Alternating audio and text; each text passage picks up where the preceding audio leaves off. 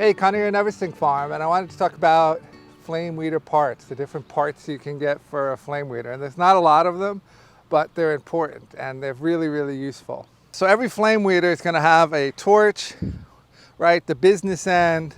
Some have a shroud for efficiency, but where the parts come in is up near the top, right? So from the tank, right, you're going to have to buy your own tank.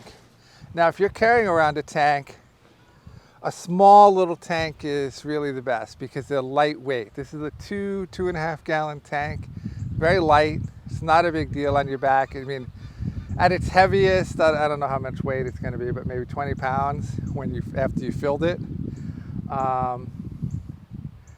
And they're not very expensive, maybe 40, 50 bucks.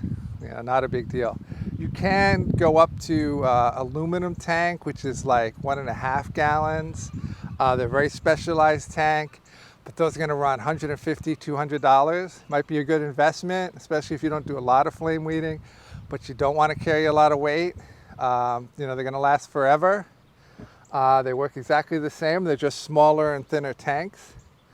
But look around, there's all different sizes, but you know, 2.5 gallon is probably the biggest you want to go. I like to have at least 3 because I'm going to use maybe 3 for the season if I'm doing a lot of flame weeding. This way I won't run out of propane. Because as I use 2, right, and I'm on my 3rd, I can bring 2 in to get them filled. If you have a guy that comes and fills your propane and fills them, all the better. You probably don't need 3 then. Okay, so the next thing is a regulator, and these come in all kinds of shapes and sizes. They come from incredibly cheap to a few dollars to really good ones like this one. We only sell the really good one, the Marshall adjustable regulator. This one is fantastic. You won't have any trouble with it. Some regulators do have a limit, kind of a turn off.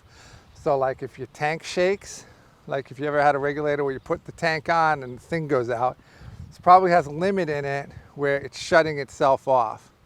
And those are terrible. And you know, you don't want that.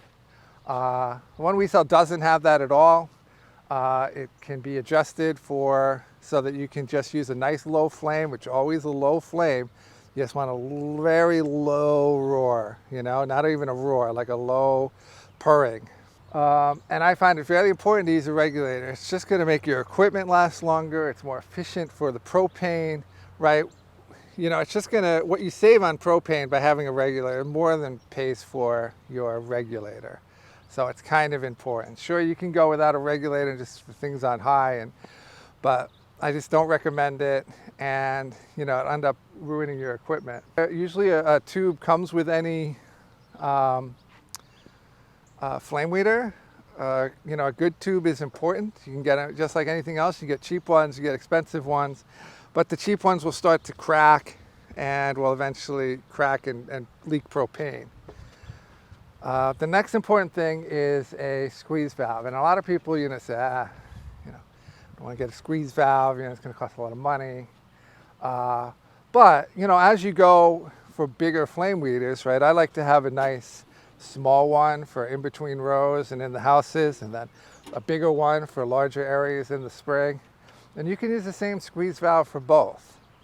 And yeah, they're a little upfront money, but they save so much on propane because you can just have it sit there running as you're doing something else or as you're moving around the farm, and then it's just got a low pilot light, and then when you squeeze it, you're gonna be off to the races and flaming.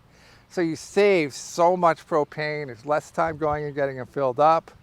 You're also able to walk around your farm without burning your grass in between, or you know, leaving streaks all over the place. And it's just a lot safer. You're not lighting things on fire until you get to where you want to flame. When you're moving from one spot to the next, it makes life so much easier. So I always recommend getting one. Not absolutely necessary, but if you don't have one of these, then you definitely want some sort of shut off so that you can at least adjust the amount of propane. That's kind of at a minimum. All right.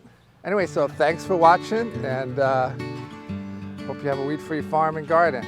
Talk to you later.